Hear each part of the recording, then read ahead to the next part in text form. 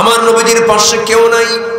তন্ন তন্ন করে সাইয়েদনা আলী রাসূলকে খুঁজে খুঁজে বের করলেন। একটা জায়গায় লক্ষ্য করে দেখেন নবীজি একটা গর্তের মধ্যে উহুদের ময়দানে মুখ থুবড়ে পড়ে আছে।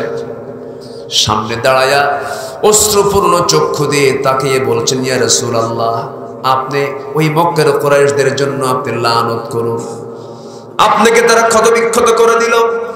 নবীজির সঙ্গে সঙ্গে বলছে, নারী রে, আমি এমন বদ্ধ করব না, এমন লানত করব না, মুসার মতো আমি এমন বদ্ধ করব না, নূহের মতো এমন ধরনের দোয়া করব না। আমি এই দোয়াটা করতে চাই, ওরে আলী, যেই জমিনে বিষ্ণবীর দেহ থেকে রক্ত ঝরেছে এই জমিনেই দেখতে পাবে আল্লাহর দ্বীন কায়েম হয়ে গেছে। আমার নবীজি আরেকটা দিন সবচেয়ে বেশি তার দেহ থেকে রক্ত ঝরেছে, সেই দিনটা হলো তায়েফের ময়দান। মক্কার মাটিতে দাওয়াতের কোনো সুযোগ ছিল না। আবু জাহেল নবীজির দাওয়াতি কাজকে বন্ধ করে দিয়েছে, দলীয় নিবন্ধন বাতিল করে দিয়েছে, সাহাবে কেরামকে ধরে নিয়ে রিমান্ডে তোলে, পিটায় পিটায় পিঠের চামড়া তুলে দেয়। আমার নবীজি দাওয়াতি কাজ করতে পারেন না, দাওয়াতি কাজ হলো তার নেশা। বুক ভরা আশা নিয়ে ভাবলেন তায়েফের ময়দানে কালিমার দাওয়াত দিতে যাব। সম্পূর্ণ একাকী রওনা করলেন। একাকী রওনা করে তায়েফের ময়দানে যখন পৌঁছে গেলেন, যখন তায়েফবাসীকে লক্ষ্য করে বলছেন কুলু লা ইলাহা ইল্লাল্লাহ, এই কালেমার দাওয়াত যখন দিতে লাগলেন, তায়েফবাসী রাসূলকে বুঝতে না পেরে উচ্ছৃঙ্খল যুবকদেরকে তার পিছনে লেলিয়ে দিল। চোকা চোকা পাথর নবীজির নরম দেহি যখন মারা শুরু করে দিল, ফিঙ্কি দিয়ে রক্ত শরীর থেকে ঝরা শুরু হয়ে গেছে। মাথা রক্তগুলো গড়ে গড়ে নবীর পা পর্যন্ত পৌঁছলো। জুতার সঙ্গে পার তলার জমাট বেঁধে গেল। নবীজি মুখ থুবড়ে জমিনে পড়ে গেলেন। নবীজি সেন্সলেস হয়ে পড়ে থাকলেন। জিবরিল আমিন এসে বলছেন, ইয়া রাসূলুল্লাহ, এই তায়েফের মানুষ আপনাকে এত কষ্ট দিল, এত জুলুম করলো, আপনি যা বলবেন তাই হয়ে যাবে। রাসূল বললেন, ভাই জিবরাইল, আমি এরকম কিছু বলবো না যেন তাদের কোনো ক্ষতি হয়। এরা বুঝে না, এরা না বুঝে আমাকে মেরেছে। তবে হ্যাঁ, এই তায়েফের মানুষ আমার জন্য যে অত্যাচারটা করেছে, এই তায়েফবাসীর জন্য আমি হেদায়েতের দোয়া করে গেলাম। জোরে বলে সুবহানাল্লাহ। আমার নবীজি সেই জায়গা থেকে তাড়াহুড়ো করে দাঁড়ালেন। সিরাত ইবনে হিশাম গ্রন্থে এসেছে, সেই জায়গা থেকে তিনি তাড়াহুড়ো করে দাঁড়ায়া এদিক সেদিক তাকায় দেখেন কেউ নাই। চক্ষু বন্ধ করে একটা দৌড় মারলেন। 3 দিন খান নাই, 3 রাত তিনি খান নাই, কোনো খাবার পান নাই। না খাওয়া রাসূল, না পান করা রাসূল, তৃষ্ণার্ত রাসূল, ক্ষুধার্ত রাসূল সামনে গিয়ে খুঁজতেছেন খাবার কোথাও আছে নাকি। সামনে একটা আঙ্গুর বাগান দেখলেন। আঙ্গুর বাগানের মধ্যে তিনি দৌড় মেরে গিয়ে সেখানে গিয়ে চিত হয়ে পড়ে গেলেন। আর শরীর চলে না। নবীজি চিত হয়ে পড়ে আছেন। ওই আঙ্গুর বাগানের একজন কেয়ারটেকার দূর থেকে লক্ষ্য করে দেখছে কে যেন বাগানের মধ্যে এসে চিত হয়ে পড়ে গেল। সামনাসামনি এসে দেখে এত সুন্দর চেহারার মানুষ, গোটা শরীর জুড়ে রক্ত রঞ্জিত হয়ে আছে। যুবক, তোমারও যাবে। ওই কেয়ারটেকারের ভিতরে সামান্য দয়া কাজ করলো। হাতে ওই আঙ্গুর বাগান থেকে কয়েকটা আঙ্গুর পেরে নিয়া হাতের মধ্যে চিপে চিপে মোটে 1 গ্লাস রস, আঙ্গুরের রস প্রস্তুত করে নিয়া ওই সেই কেয়ারটেকার আঙ্গুর বাগানের সেই কেয়ারটেকার তত্ত্বাবধায়ক সে 1 গ্লাস আঙ্গুরের রস নবীর সামনে নিয়ে বলছে, যুবক, তোমার প্রতি আমার একটা দয়া হলো, এই যে 1 গ্লাস আঙ্গুরের রস তোমাকে দিলাম, তাড়াতাড়ি পান করো, নচেত তুমি মরে যাবে, রক্ত শূন্যতায় তুমি ভুগবে। আমার নবীজির হাতে যখন দেওয়া হলো, নবীজি একটা মুচকি হাসি মারলেন, যেন আকাশের চাঁদ একটা হাসির ঝিলিক দিয়ে দিল। নবীজি মুচকি হাসি মেরে বিসমিল্লাহ বলে 3 ঢোকে পান করলেন। 3 ঢোকে পান করে নিয়ে মুচকি হাসি মেরে যুবকের দিকে তাকায় বলছেন, যুবক, তোমার নাম তো আদ্দাস, তোমার নাম তো আদ্দাস। সঙ্গে সঙ্গে আদ্দাস আশ্চর্য হয়ে মনে মনে চিন্তা করতেছে, কোনোদিন কথা হলো না, কোনোদিন দেখা হলো না, এই লোকটা আমাকে চিনল কেমনে, আমার নামটা বললো কেমনে। এবার আদ্দাস বলতেছে, যুবক, আমার নাম আদ্দাস তোমাকে কে বললো? আমি তো তোমাকে কোনোদিন দেখি নাই, তুমি আমাকে কোনোদিন দেখো নাই। সঙ্গে সঙ্গে রাসূল বলছেন, আদ্দাস, তোমার গ্রামের বাড়ির নাম হলো নিনুয়া। আমার গ্রামের বাড়ির নাম নিনুয়া, তোমাকে কে বললো? সঙ্গে সঙ্গে রাসূল বলছেন, ও ওরে আদ্দাস, যে নিনুয়া নামক গ্রামে তোমার জন্ম হয়েছে, ওই গ্রামে জন্ম নিয়েছেন আল্লাহর পয়গম্বর ইউনূস আলাইহিস সালাতু ওয়াস সালাম। সঙ্গে সঙ্গে আদ্দাস বলছে, আল্লাহর নবী ইউনূসের জন্ম আমার গ্রামে, সংবাদ এই তথ্য তোমাকে দিল কে? আমার নবীজি মুস্কি মুস্কি হাসি মেরে বলছে, আদ্দাস রে, একজন নবীর কাছে তো আরেকজন নবীর খবর থাকতেই পারে, একজন নবীর কাছে তো আরেকজন নবীর খবর থাকতেই পারে। এই কথা বলা মাত্রই আদ্দাস বলে ফেলতেছে, বুঝতে পেরেছি মক্কার মাটিতে আল্লাহর পয়গম্বর মুহাম্মদের আবির্ভাব হয়েছে। তোমার সুন্দর বাচন ভঙ্গি, তোমার সুন্দর চেহারাই প্রমাণ করে তুমি শেখের জামানের পয়গম্বর। এই কথা বলে আদ্দাস করলো কি, খ্রিস্টানি কায়দায় তার দুটো হাত নিয়ে নবীর পায়ের দিকে গিয়ে নবীকে সেজদা দিয়ে ধন্য করবে। আমার নবীজি তৎক্ষণাৎ তার দুটো হাত শক্ত করে, তার দুইটা হাতের দিকে শক্ত করে ধরে টান মেরে সোজা বানায়া বুকের সঙ্গে বুক লাগায়া বলছে, তুমিও বান্দা আমিও বান্দা, তুমিও গোলাম আমিও গোলাম। একজন গোলাম হয়ে আরেকজন গোলামকে কখনো সেজদা দিতে পারে? সেজদা দিতে পারে? সেজদা হবে একমাত্র কার জন্য? রুকু হবে একমাত্র কার জন্য? আল্লাহর জন্য। আজকে মাজারে মাজারে সেজদা আছে না নাই? আসতে বলবেন না, আছে না নাই? বাচ্চা হয় না, বাবার কাছে যায়, বলে বাবা একটা বাচ্চা দিবা। ও কি বাচ্চা দেওয়ার মহাজন? বাচ্চা কে দিবেন? আসতে বলবেন না, বাচ্চা কে দিবেন? আল্লাহর কসম, আমি পীর বিরোধী কোনো লোক নই, ভুল বুঝবেন না। হক্কানি পীর যদি হয় আমি তাকে অবশ্যই সম্মান করি, অবশ্যই আমি তাকে মর্যাদা দিই, কিন্তু খাজার নামে গাঁজা খাবা তা আমরা হতে দেব না, ঠিক কিনা? খাজা দিল কর তাজা, ইসমে জালাল, গাজার কলকি খাওয়া হালাল। জোরে বলুন নাউজুবিল্লাহ, জোরে বলুন নাউজুবিল্লাহ। এমন ইবলিসের পাঠশালা আছে না নাই? আসতে বলবেন না, আছে না নাই? এমন ইবলিসের পাঠশালা কিন্তু আমার দেশে আছে। সম্মানিত বন্ধুগণ, এমনও মুরিদ আছে, পাগল কিছু আছে, বাবার আমি মুরিদ হইছি, আমার বাবার ঠ্যাং ধইরা জান্নাত পার হয়ে জাহান্নামে যাব, যা তুই জাহান্নামে, কেউ আমাকে বাঁচাবে না। আমাকে রক্ষা করবেন কে? আমাকে রক্ষা করবেন কে? আমাকে বাঁচাবেন কে? আমি পীরকে সম্মান করি, কিন্তু আমার দেশে কিছু ভণ্ডামি আছে না নাই? আছে না? অবশ্যই আছে, কিছু ভণ্ডামি আছে। আমি গত 6 কি 7 মাস আগে এয়ারপোর্ট ডোমেস্টিক সাইড থেকে আমি চিটাগাং মাহফিলে যাব, তো বোর্ডিং পাস নিয়ে ভিতরে গিয়ে বসবো, বসার তো জায়গা পাচ্ছি না। এখন আপনি দেশের যে কোনো জায়গায় যে কোনো পরিবেশে যাবেন, সব জায়গায় পুরুষের আনাগোনা বেশি না মহিলার আনাগোনা বেশি? মহিলা। সব জায়গায় কম বেশি, মানে যদি আমরা দেখতে যাই অধিকাংশ জায়গায় মহিলার আনাগোনায় বেশি আমরা দেখতে পাই। তাও কি গায়ে কাপড় চোপড় আছে? একটা বিয়ের অনুষ্ঠানে কাদেরকে বেশি দেখা যায়? মহিলাকে। কাপড় চোপড় আছে? যারা বোরকা পরে সারা বছর, বিয়ের দিন বোরকা পরে না কেন জানেন? বিয়ের অনুষ্ঠানে বোরকা পরলে গহনাগুলো কে দেখবে? পেটা পেটা গহনাগুলো পইরা দেখায়, এই যে আমার আছে না নাই? সারা বছর বোরকা পরলেন, বিয়ের অনুষ্ঠানে বোরকা ছাড়লেন, লাভ কি? সারা বছর বোরকা পরলেন, ঈদের দিন বোরকা ছাড়লেন, লাভটা কি? বোরকা যদি পড়তে হয় পর্দার জন্য বোরকা পড়তে হবে, ঠিক কিনা? বোরকা পরা কি? পর্দা করা কি? যারা বোরকাকে টেন্ডের সঙ্গে তুলনা করে, তাবুর সাথে তুলনা করে, যারা বোরকা পড়া অপরাধ মনে করে, এমন লোক আমার দেশে কিন্তু আছে। আসতে বলবেন না, আছে না নাই? পর্দা করা এই হুকুম কি পৃথিবীর কোন হুজুরদের হুকুম?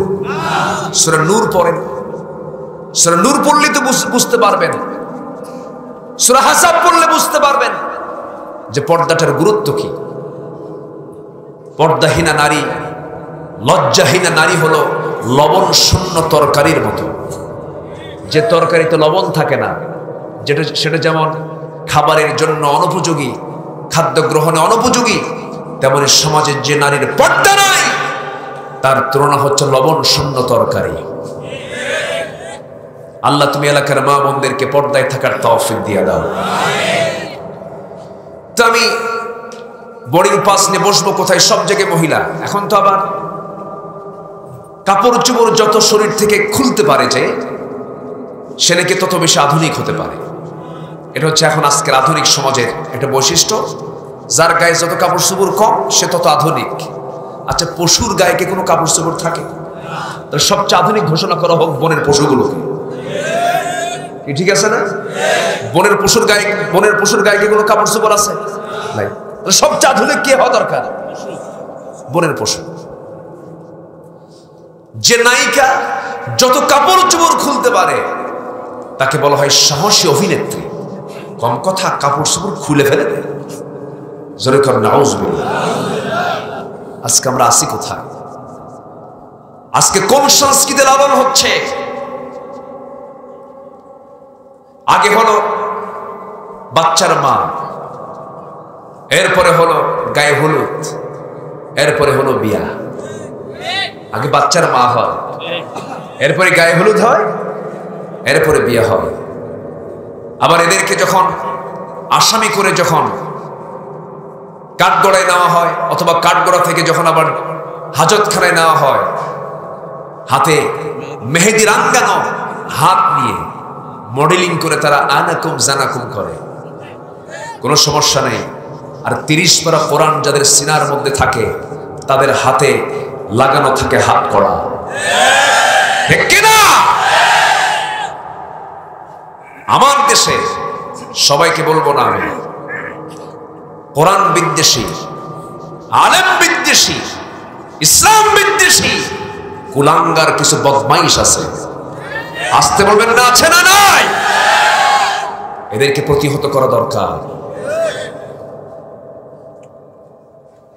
তাসলিমা নাসরিন নামে এক জাহান্নামের কীট কয়েকদিন আগে বলেছে যে তোমাদের নবী মুহাম্মদ মদিনার মাটিতে পৌঁছে গেছে, গলে গেছে। চিন্তা করেন, এই জাতীয় কথা ইমানদারের কানে আসলে তার কি ঠিক থাকার কথা? আসতে বলেন ঠিক থাকার কথা। রাসূলের এতগুলো বউ কেন? এগুলো নিয়ে গবেষণা করে। কি গবেষক তারা? আমার নবীজি বিয়ে করেছেন, তার জীবনের শুরুটা দিয়েছেন আমার নবীর চাইতে 15 বছরের বড় আম্মা জান খাদিজাকে বিয়ে করেছেন আমার নবীজি 25 বছরের টকবকে যুবক মুহাম্মদ সাল্লাল্লাহু আলাইহি ওয়াসাল্লাম। আমার রাসূল বলেন, আমার খাদিজা যদি জীবনের শেষ সময় পর্যন্ত বেঁচে থাকতো, আল্লাহ তাআলা আমাকে দ্বিতীয় কোনো বিবাহের অর্ডার দিতেন না। খাদিজার জীবদ্দশে রাসূল দ্বিতীয় কোনো বিবাহ করেন নাই। রাসূল তার জীবন শুরু করেছেন প্রথমে বিধবা নারীকে বউ বানায়া। আল্লাহু আকবার। এই ইতিহাস জানো না? এই ইতিহাস পড়তে পারো না? রাসূলের এতগুলো বউ কেন? এটা নিয়ে গবেষণা হয়। বলে যে রাসূল নাকি নারী পিপাসু। সুযোগ শুধু আসুক, জিহ্বা টেনে ছিড়বো আমরা। বাতিলদের মোকাবেলা করতে রাজি আছেন কারা কারা? হাত উঁচু করে রাখেন মুসলমান।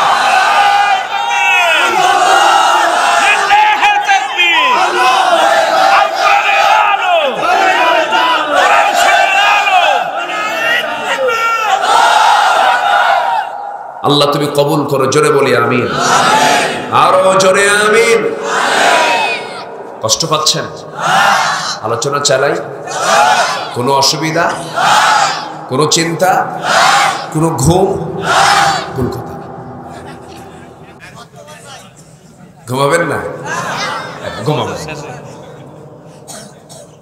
সম্মানিত ভাইয়েরা, আমি কল্পনাও করতে পারিনি যে আমি এত লম্বা সময় কথা বলতে পারবো।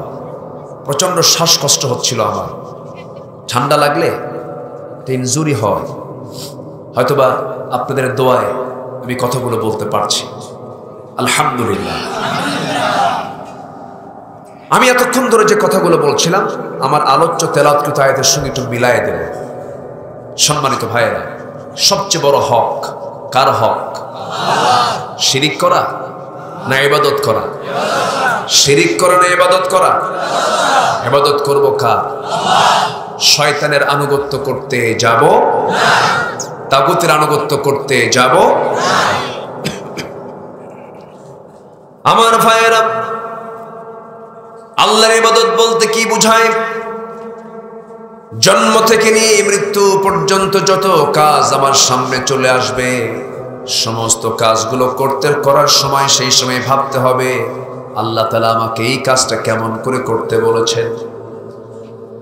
ইসলাম এমন একটি বিধানের নাম, আমি আমার হাতের 10টা আঙ্গুল কেমন করে কাটবো, নখটা কেমন করে কাটবো, নখ কাটার বিধান যে ইসলামে আছে। যে ইসলামে শৌচকার্য করব কেমনে তার বিধানটাও আছে। স্ত্রীর সহবাস করবেন কেমনে তার বিধানটাও আছে। ইসলাম এমন একটি বিধানের নাম, যে কোনো কাজ আপনি যদি ইসলামকে সামনে রেখে করতে পারেন সেই কাজটা ইবাদত বলে গণ্য হয়ে যাবে। কোন স্ত্রীর সামনে যদি স্বামী একটা মুস্কি হাসি মেরে কথা বলে, আল্লাহ তাআলা তার জন্য তার আমলনামায় সওয়াব লিখে দেন।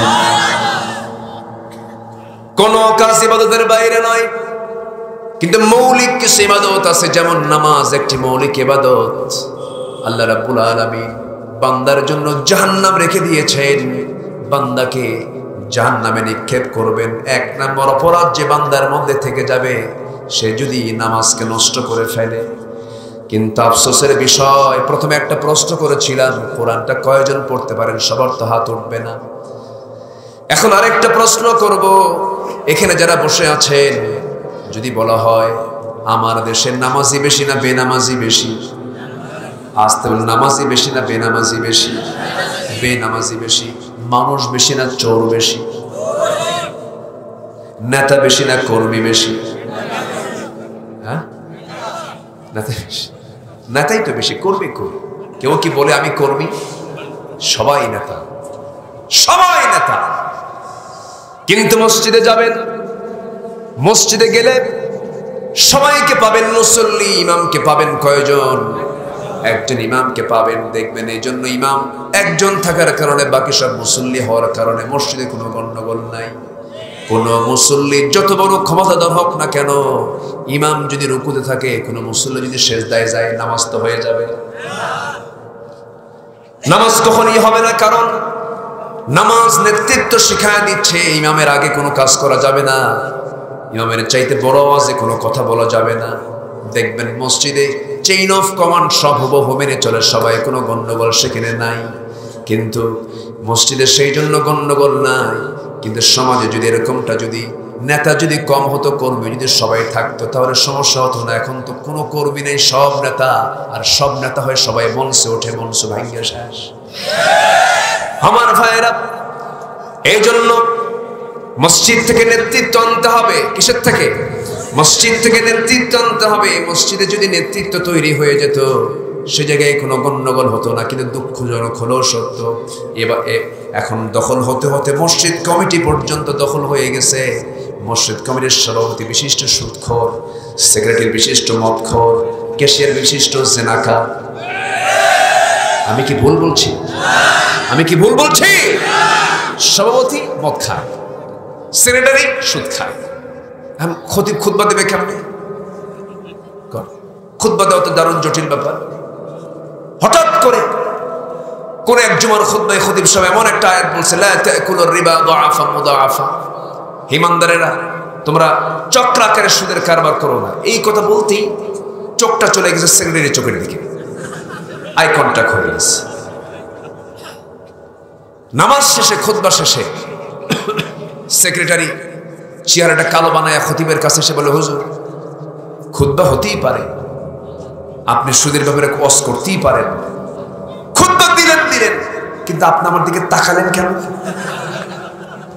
কি কথা কি বুঝতেছেন আপনারা? সম্মানিত ভাইয়েরা, আগে ছিল মসজিদ কাঁচা, ইমান ছিল পাকা, আর এখন মসজিদগুলো হয়ে গেছে পাকা, ইমানগুলো হয়ে গেছে কাঁচা। ইমান হয়ে গেছে কাঁচা। মসজিদ কমিটির দায়িত্ব পালন করবে কারা? কোরআনে মনে হয় বক্তব্য বাদ করছে, আছে না?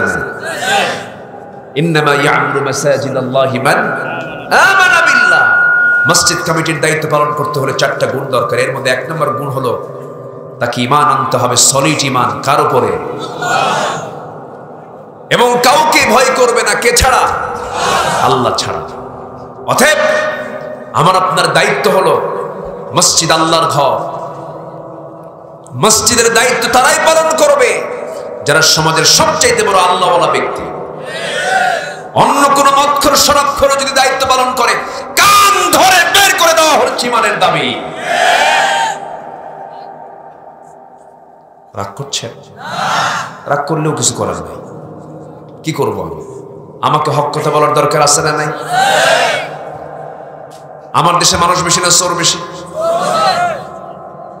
মসজিদে নতুন জুতা নিয়ে ঢুকলে, নতুন জুতা যদি আপনার সামনে না রেখে পিছনে রেখে যদি আপনি নামাজে দাঁড়ান, নতুন জুতা, আপনি দামি জুতা 3000 টাকা দামের একটা জুতা কিনে নিয়ে গেছেন মসজিদে, পিছনে রেখেছেন, মাত্র একদিন পড়েছেন জুতা জোড়া, পিছনে রেখে যদি নামাজে দাঁড়ান, সেজদায় কি আপনার তসবিহ আসবেই না? খালি মনে হবে জুতা আছে তো। আমি কি ভুল বললাম?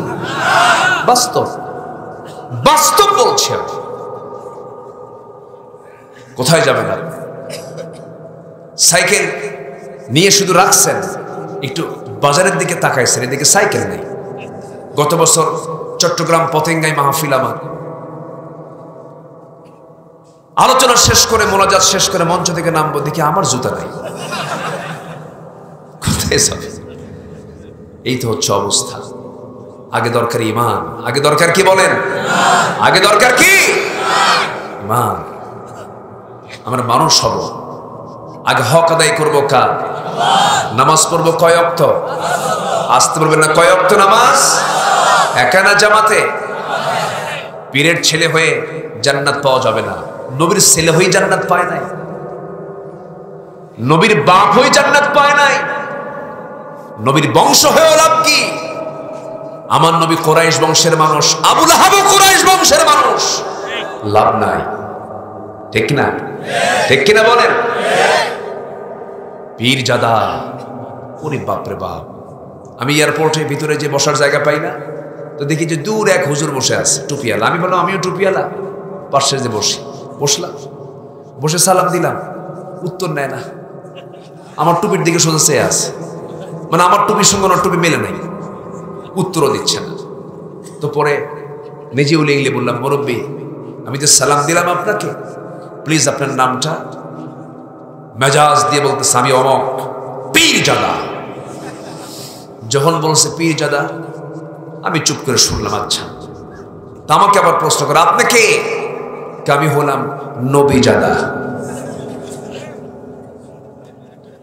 কি কথা কি বুঝতেছেন?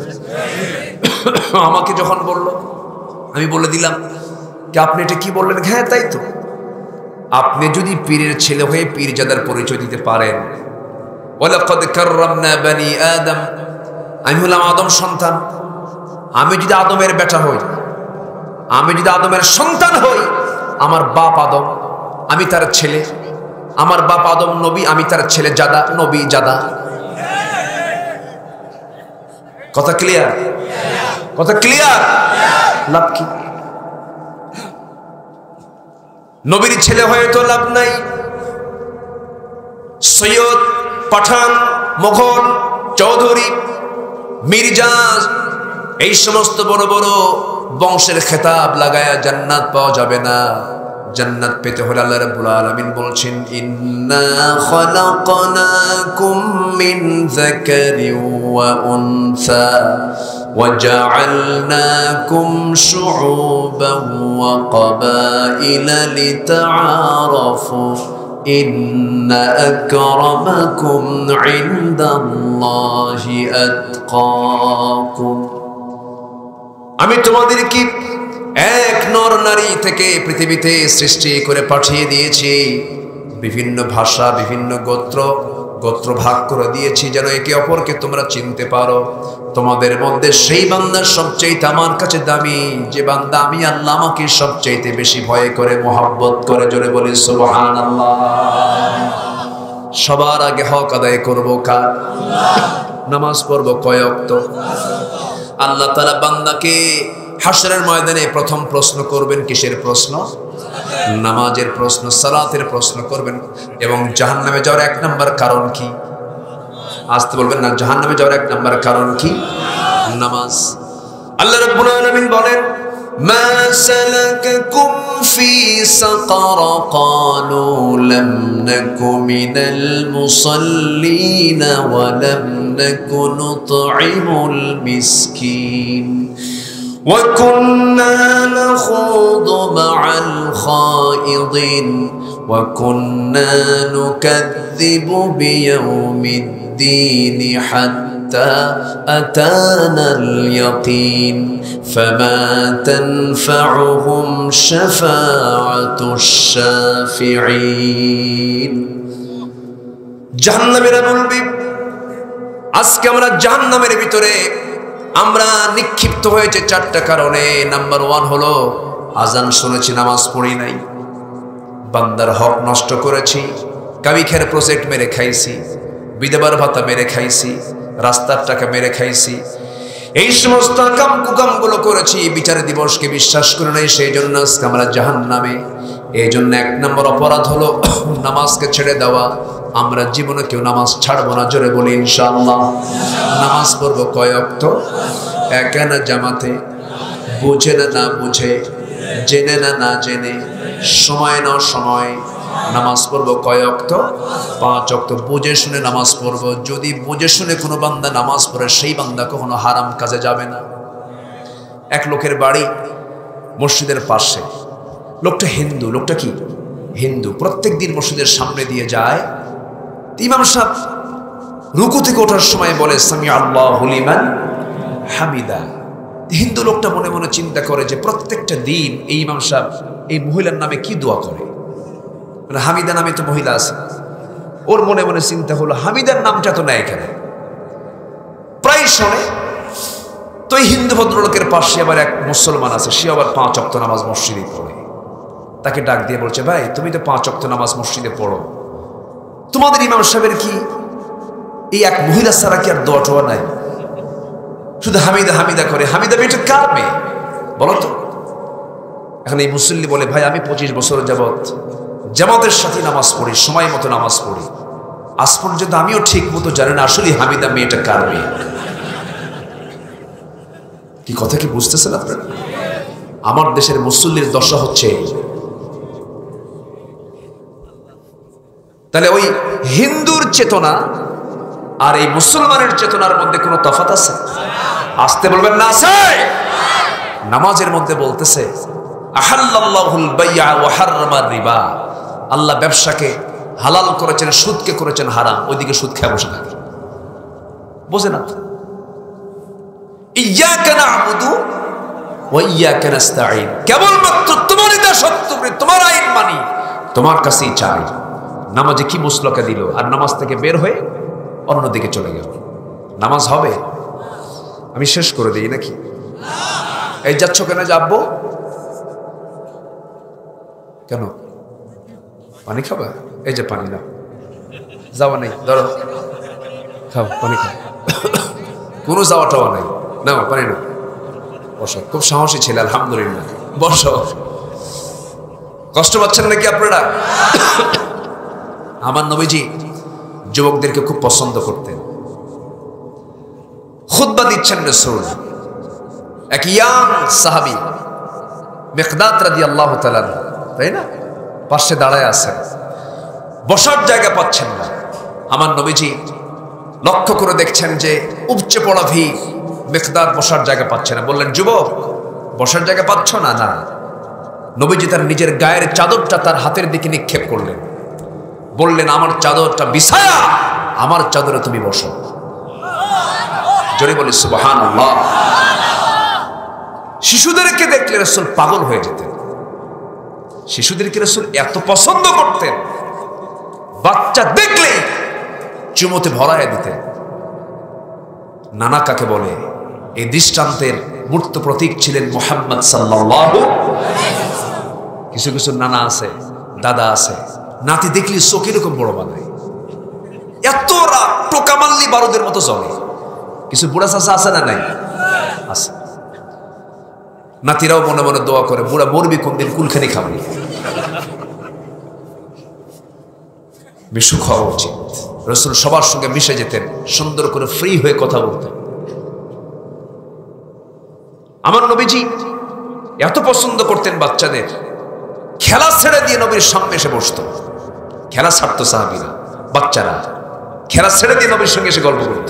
রাসূল গল্প করতেন, ওর খেলা কি প্রিয় খেলা, মানে জাস্ট শিশুর সঙ্গে শিশু হয়ে যেতেন। আল্লাহু আকবার।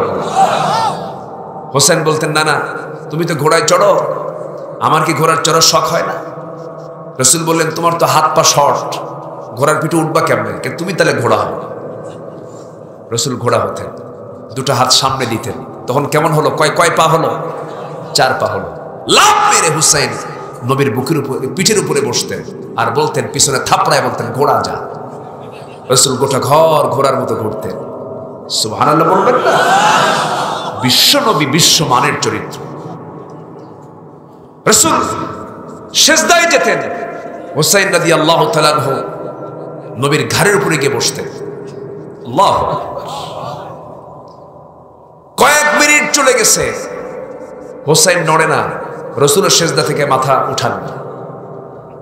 স্বেচ্ছায় যখন হুসাইন সরে দাঁড়াইছে, আমার নবীজি সিজদা থেকে উঠিয়ে তাশাহুদ পড়ে, দোয়া দরুদ পড়ে সালাম ফিরে বললেন, না না তুমি আজকে আমার খুব উপকার করেছো। কেন? সিজদা তো একটু কম সময় থাকতা, তুমি আমার ঘাড়ে বইসা সিজদা লম্বা করে দিচ্ছ। জোরে করে সুবহানাল্লাহ। আর এখনকার বুড়া চাচা হলে কি বলতো? ঘাট ধরে বলতো, সাইজ করে। কি কথা বলছেন? কখনো না। আমার নবীর মসজিদ ছিল শিশু দিয়ে ভরা। আমার নবীর মসজিদ ছিল বাচ্চা শিশু দিয়ে ভরা। তাদের কান্না, তাদের হাসির আওয়াজ আমার নবীর কানে চলে যেত। বাচ্চা শিশু রাসূলের সামনে বসে বসে রাসূলের বয়ান শুনত। আমার নবীজি জুমার খুতবা দিচ্ছেন। কিসের খুতবা? জুমার খুতবা। সামনে হুসাইন, ছোট মানুষ তো, এমন জুব্বা পড়ছে, মানুষ হলো ছোট, জুব্বা পড়ছে বড়, কাপড়ের সঙ্গে পেঁচ লেগে বারবার পড়ে যায়।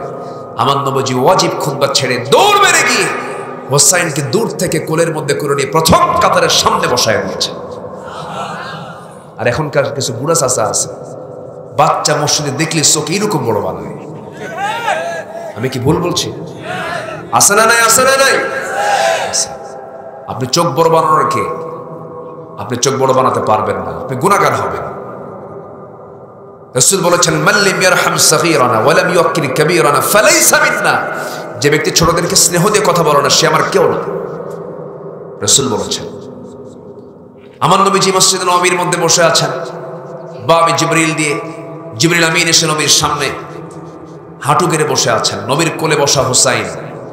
রাসূল কিচ্ছু মনে করলেন না, সামনে জিবরাইল বসা। রাসূল বলছেন, না না আমার সামনে কোন লোকটা এসে বসলো, তুমি তাকে চেনো? বলতেছে, না না এই লোকটা মাঝে মাঝে আপনার কাছে আসে, কিন্তু মতলব তো ভালো মনে হয় না। কেন? সবাই আসে এক নিয়তে, এই লোকটা আসে মনে হয় ভিন্ন কোনো নিয়ত আছে। কেন? কোনোদিন আপনার কাছে দোয়াও চায় না, খালি হাতে আসে, খেজুর আঙ্গুর বেদানা কিছুই নিয়ে আসে না, একটু কৃপণ কৃপণ মনে হয়। নবীজি মুসকে মুসকে হাসি মেরে জিবরাইলকে বুঝাচ্ছেন, জিবরাইল আমার নাতি কিন্তু কঠিন জিনিস, আমারই ছাড়ে না। আল্লাহু আকবার বলবেন না? আল্লাহ বলছেন, জিবরাইল আমার প্রিয় দোস্তের প্রিয় নাতি হুসাইন যখন সব করিয়ে ফেলেছে, তুমি তোমার পকেটে হাত দিয়ে দেখো, জান্নাতের আঙ্গুরের ছড়া তোমার পকেটের মধ্যে আছে। আঙ্গুরের ছড়াটা আস্তে করে উঠায় রাখলেন, নবীর সামনে ঝুলায় রেখেছেন। রাসূল বললেন, না না কে বলেছে? তোমার কৃপণ সাহাবী, দেখো তোমার জন্য কত সুন্দর টসটস আঙ্গুর হাজির করেছে। না না এতক্ষণ ভাবছিলাম সাধারণ কৃপণ, এখন দেখি মারাত্মক কৃপণ। কেন? পকেটে আঙ্গুর ধুই আঙ্গুর বের করে। আল্লাহু আকবার বলবেন না? বিশ্বনবী কত ফ্রি হয়ে কথা বলতেন সবার সাথে, স্ত্রীদের সাথে যেতেন কথা বলতেন ফ্রি। 4 স্ত্রী নবীর সামনে এসে বলে, হুজুর আমাদের 4 বইয়ের মধ্যে গন্ডগোল লাগছে, কি আপনি আমাদের 4 জনের মধ্যে আপনি সত্যি করে বলেন তো আপনি কাকে বেশি ভালোবাসেন? ও বলে আমাকে, ও বলে আমাকে, ও বলে আমাকে, আপনার মুখ থেকে শুনবো। রাসূল বললেন, এই উত্তর আজকে দিলে বিপদ আছে, কালকে দেবো, যাও হিসাব করে দিতে হবে, যাও।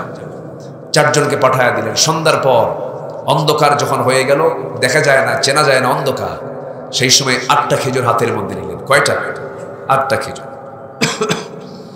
8টা খেজুর হাতের মধ্যে নিয়ে আমার নবীজি 2টা করে খেজুর প্যাকেট করে প্রথমে আম্মা জান আয়েশার ঘরে ঢুকে বলছেন, আয়েশা আমি তোমাকে দারুণ ভালোবাসি, 2টা খেজুর আমি তোমাকে লুকোচুরি করে দিয়ে গেলাম। এই যে 2টা খেজুর আমি তোমাকে দিয়ে গেলাম, এই তথ্য যেন অন্য কোনো স্ত্রীর কানে না যায়। সেম একই কথা দ্বিতীয় স্ত্রীর ঘরে গিয়েও বললেন, তৃতীয় স্ত্রীর ঘরে গিয়েও বললেন, 2টা করে খেজুর দিয়ে বিদায় নিলেন। পরের দিন সকালবেলা বুক ভরা আশা নিয়ে 4 বউ চলে গেছে নবীর সামনে। রাসূল তো আমার কথাই বলবেন আজকে, কথা বলছেন। 4 স্ত্রীর সামনে বসা রাসূলকে যখন বলা হল, হুজুর আপনি আজকে জানাতে চেয়েছেন আপনি কাকে সবচেয়ে বেশি ভালোবাসেন। রাসূল বলেন, শোনো আমি তাকেই সবচেয়ে বেশি ভালোবাসি যাকে গত রাত্রে 2টা খেজুর লুকায় দিয়ে আসছি। জোরে বলি সুবহানাল্লাহ। ইন্নাল্লাহা ইয়া'মুরুকুম আন তু'আদ্দুল আমানাতি ইলা আহলিহা। তিনি আমানত, আদালত পরিবারে কায়েম করেছেন, সমাজে কায়েম করেছেন, রাষ্ট্রে কায়েম করেছেন। আম্মা জান আয়েশা মাঝে মাঝে বলতেন, আমি নবীর স্ত্রী, কিন্তু আমার কাছে মাঝে মাঝে মনে হতো আমার চাইতে হুসাইনকে রাসূল বেশি সময় দিতেন। হুসাইন রাদিয়াল্লাহু তাআলা আনহু খুব মেধাবী মানুষ ছিলেন, ছোট্ট থেকেই মেধাবী ছিলেন। নবীর সঙ্গে দেখা করার জন্য একদিন মসজিদ নবীর সামনে দাঁড়ায় আছেন, দরজায় এক সাহাবী দাঁড়ায় আছে। সাহাবীকে ডাক দিয়ে বলছেন, সাহাবী চাচা নবীর সঙ্গে দেখা করব, নানার সঙ্গে দেখা করব। সাহাবী বলছে, তুমি যদি নবীর সামনে এখন যাও সমস্ত বয়ান ছেড়ে দিয়ে তোমার সঙ্গে গল্প শুরু হয়ে যাবে, রাসূল তুমি এখন যেতে পারবা না।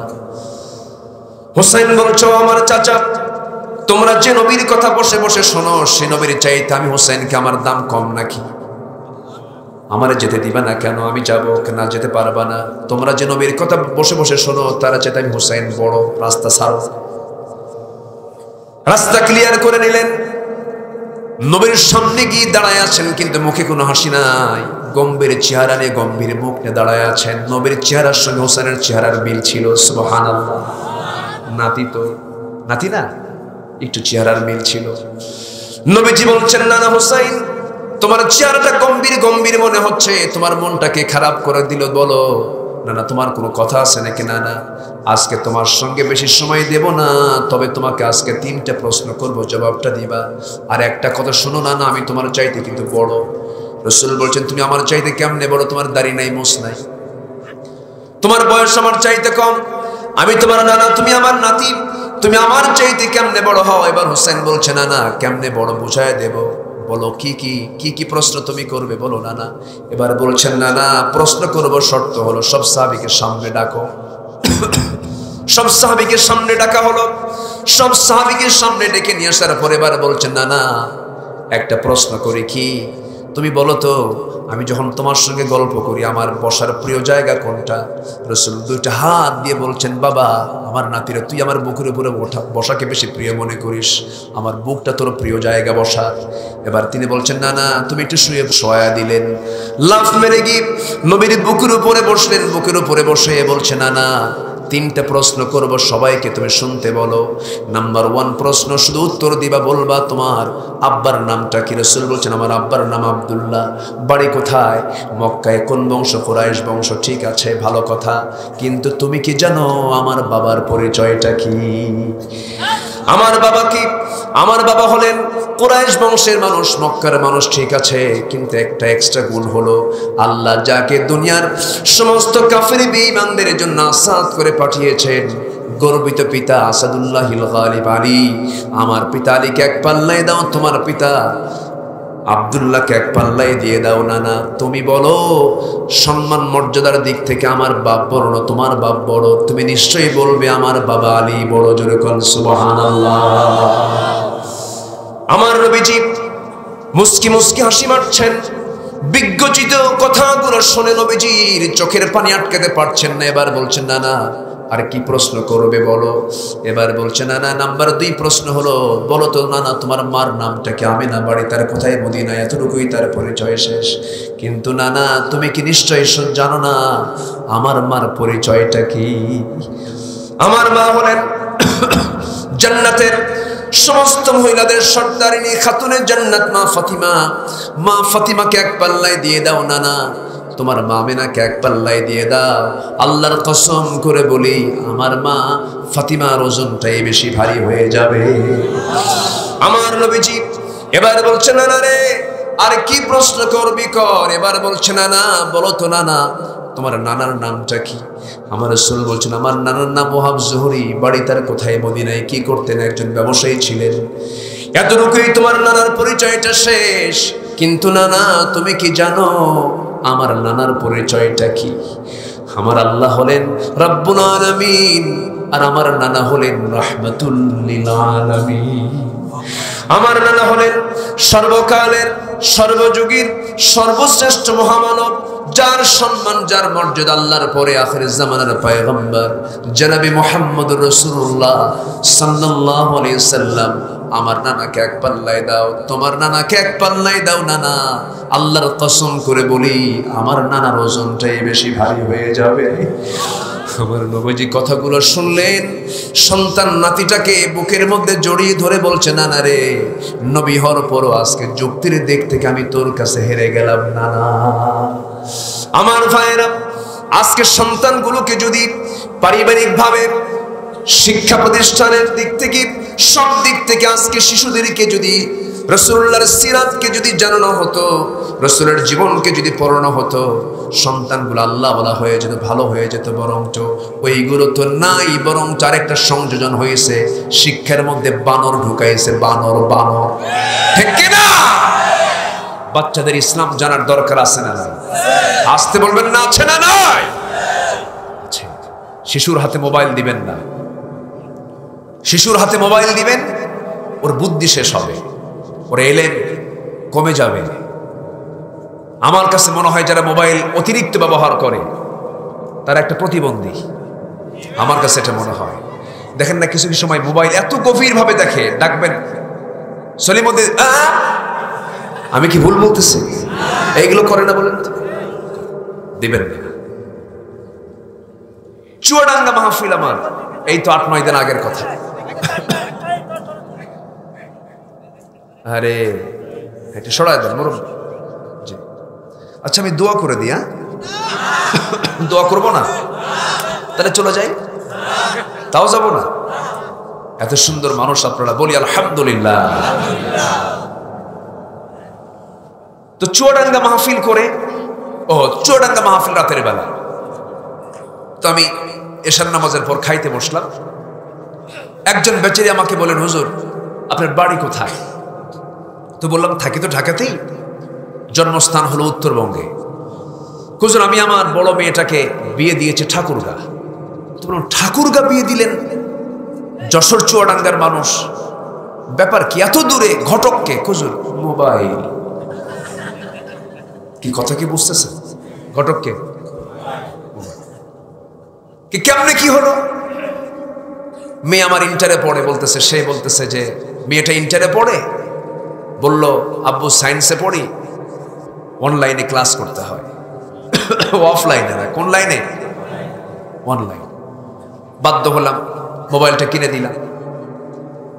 তো ক্লাস করতে করতে যে ও এই ক্লাস করবে তা তো বুঝিনি। বুঝে চলে গেছে।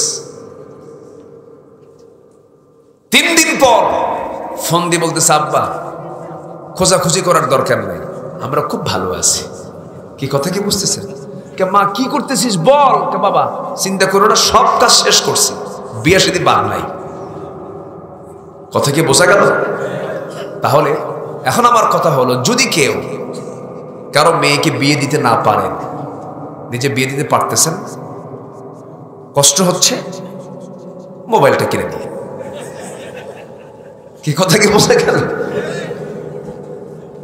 আমার আর বোঝানোর কোনো ভাষা নাই। যুবক, মোবাইল দিয়ে তুমি কারো ইনবক্সে ঢুকবা, ভাবতে হবে তুমি কারো বেডরুমে ঢুকে গেছো। অপরাধ এটা। এটা কি অপরাধ?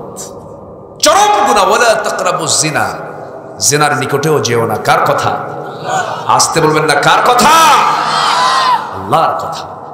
যুবকদের জন্য আমি 3টা আমল শিখিয়ে দিয়ে যাব আজকে। 3টা আমল যদি করতে পারো যুবকরা, তোমার জীবনের যে রিজেক্ট ছিল তার রিজেক্টটা তোমার ডাবল হয়ে যাবে। শুনবা যুবকরা, শুনবা? আচ্ছা, একদিন প্রশ্ন করছে, সেদিন এই তো আমার কয়েকদিন আগে টেবিলে প্রশ্ন আসছে, হুজুর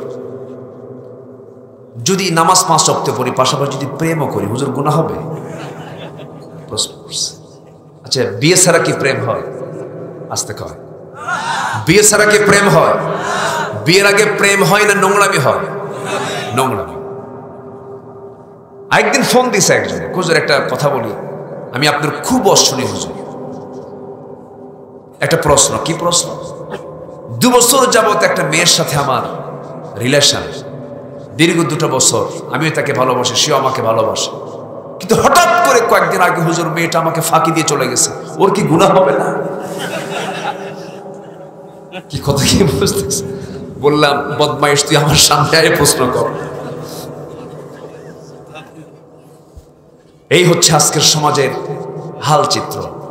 এগুলো করা যাবে না। তোমার চরিত্র হতে হবে সাইয়্যিদানা ইউসুফ আলাইহিস সালামের মতো।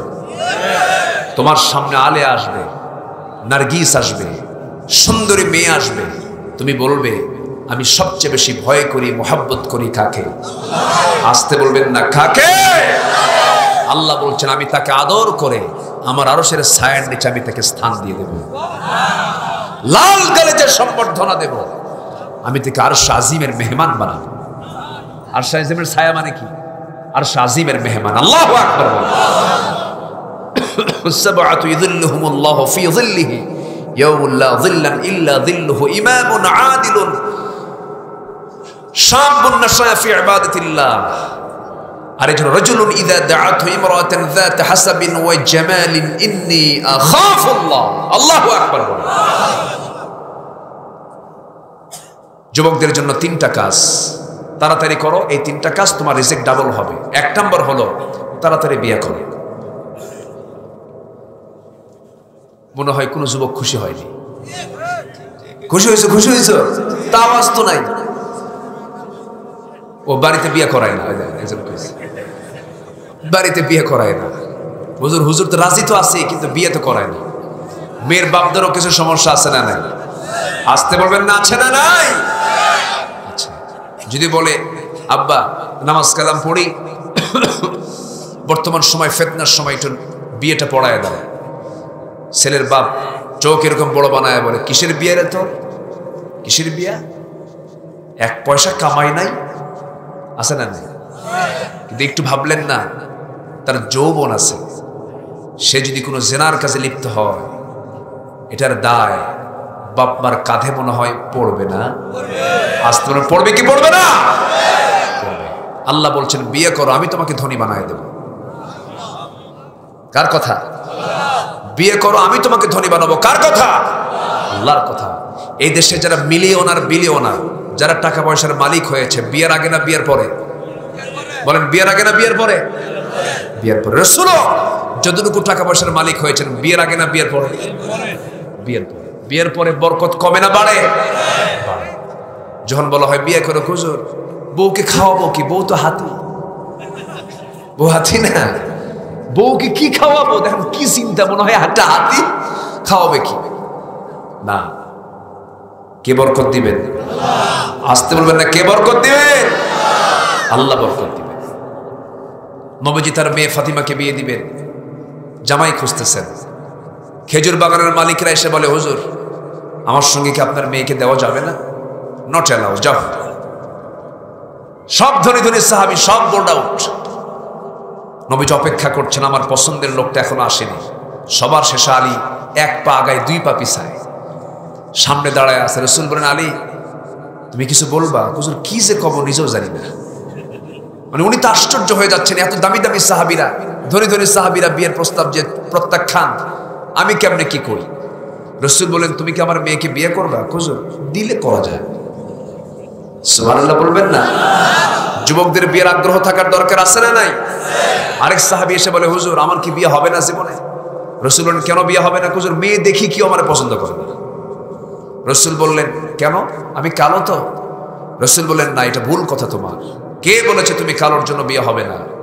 আমি তোমার বিয়ের দায়িত্ব নিলাম, যাও। আল্লাহু আকবার বলেন।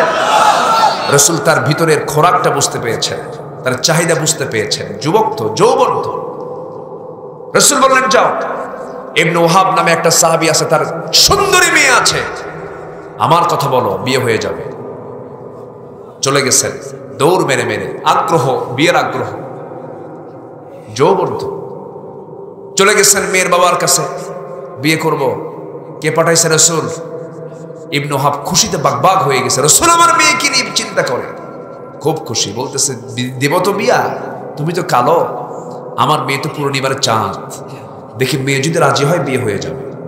মেয়েটা আবার এগুলো কথা শুনছে, দেওয়াল ঘেসে গেছে। ভিতরে এসে বাপ বলতেছে, মা একটা কালো ছেলে রাসূল পাঠিয়েছেন, বিয়ে কি দেওয়া যায়? চোখে পানি।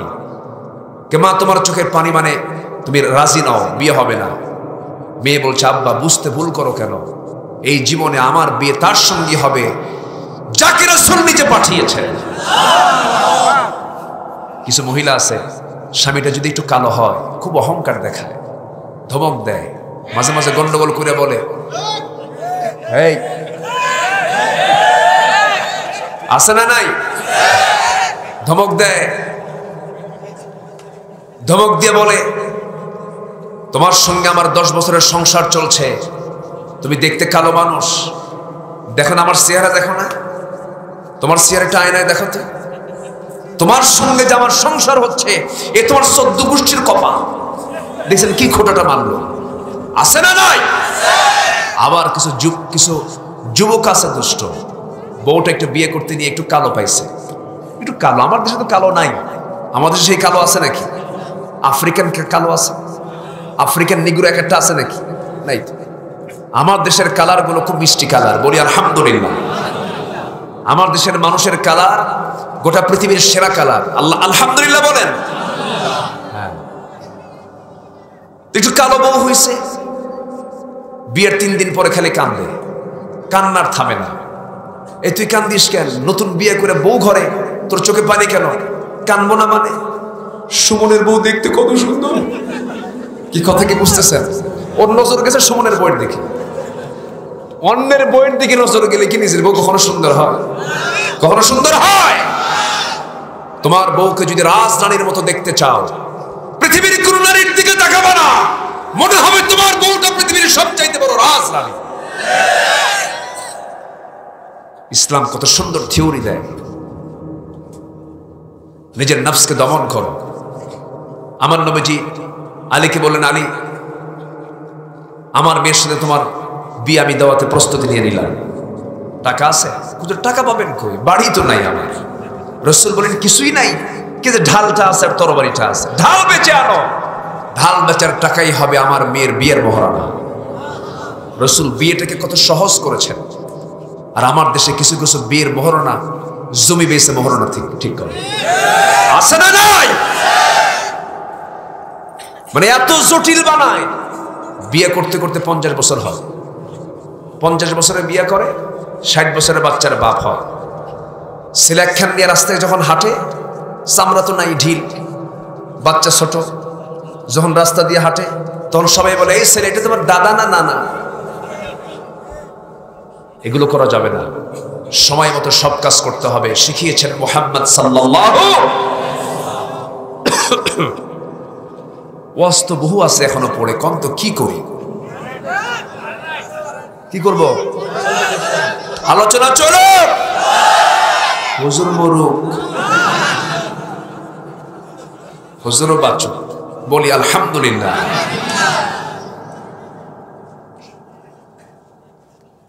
ছোট্ট ছোট্ট ছেলেরা আজকে বসে আছে মাহফিল, আলহামদুলিল্লাহ বলেন। সবাই কি ফজর পড়বো আমরা? ফজর পড়বেন কারা কারা একটু হাত তুলে দেখান তো, জোরে বলি ইয়া আল্লাহ আমাদেরকে 5 ওয়াক্ত সালাত আদায় করার তৌফিক তুমি আল্লাহ দিয়া দাও। জোরে বলি আমিন, আরো জোরে আমিন। হাত নামান। নামাজ পড়তে হলে কোরআন লাগে কি লাগে না? সামনে রমজানের 30 দিন, শাবানের 25 থেকে 26 দিন, প্রায় 2 মাস আছে। কোরআন যারা পড়তে পারি না, আমরা 100% নিয়ত করে রমজানকে টার্গেট করে কোরআনের মাসে আমরা কোরআন পড়া শিখব। জোরে বলি ইনশাআল্লাহ। আল্লাহ কবুল করুন, আল্লাহ কবুল করুন। জাহান্নামে যাওয়ার 1 নম্বর কারণ কি বলেন? এবং জাহান্নামের সবচেয়ে বেশি শাস্তি হবে কাদের? যারা নামাজকে নষ্ট করবে। ফাখালাফা মিন বা'দিহিম খালফুন আদাউস সালাতা ওয়াত্তাবাউশ শাহাওয়াতি ফাসাউফা ইয়ালকাউনা গায়্যা। আল্লাহ তাআলা বলছেন 2টা কারণে শুধু জাহান্নাম নয়, জাহান্নামের গর্তের মধ্যে ঢোকাবো যারা নামাজকে নষ্ট করবে, নফসের দাসত্ব করবে। নামাজও নষ্ট করব না, নফসের দাসত্ব করব না, আমরা মেনে চলবো কার বিধান। এই আশাবাদ কামনা করি। আমি আমার কথা আর বাড়াবো না, যে যেখানে আছে সেখানে বসে থাকি। আমরা চাইবো কার কাছে? আসতে বলবেন না, চাইবো আমরা কার কাছে? সবাই বসেন, মেহেরবানি করে বসুন না। সবাই দোয়া করব একটু নামাজের মতো করে তাশাহুদের সূরতে আমরা বসে যাই। আমরা এখন কাঙ্ক্ষিত দোয়ার দিকে আমরা চলে যাচ্ছি। আমার সুপার মহোদয় কোথায়? আপনি আছেন? এত সুন্দর উনি প্রেজেন্টেটর, এত সুন্দর তিনি উপস্থাপক। তার উপস্থাপনা দেখে মনে হলো ওয়াজ আজকে আমি না করে উনি ওয়াজ করবেন। খুব সুন্দর কথা বলেন না উনি? অনেক সুন্দর। উস্তাজুল আসাতিজা, হাজার হাজার আলেমের তিনি উস্তাজ। এই জায়গায় 18 বছর শিক্ষকতা মানে কি?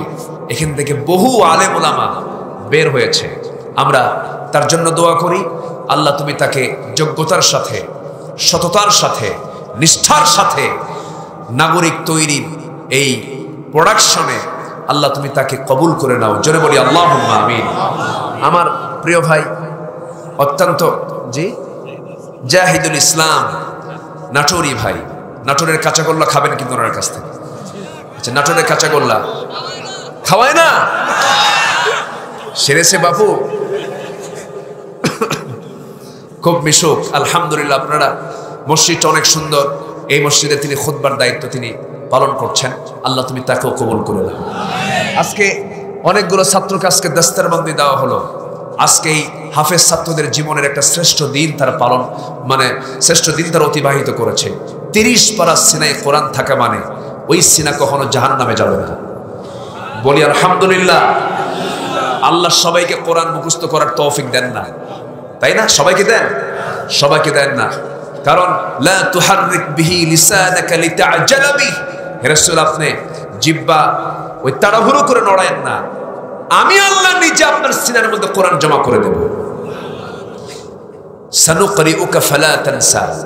হে রাসূল, আমি আপনাকে পড়িয়ে দেব, আপনি ভুলবেন না। রাসূল নামাজের মধ্যে আয়াত বাদ দিয়ে চলে গেছেন। আয়াত নাজিল হলো পড়ে। হে রাসূল, আপনার আয়াত বাদ পড়েছে, আপনি চিন্তা করবেন না, এখন থেকে ফালা তানসা, আপনি আর কখনো ভুলবেন না। হাফেজরা ভুলে যায় না, লোকমা খায় না। সুন্দর করে যে তারাবির নামাজ পড়ায়, এটা আল্লাহ তাদের সিনার মধ্যে জমা করে দেন বলে হয়। আলহামদুলিল্লাহ বলেন। হাফেজরা হলো আল্লাহর খাস বান্দা।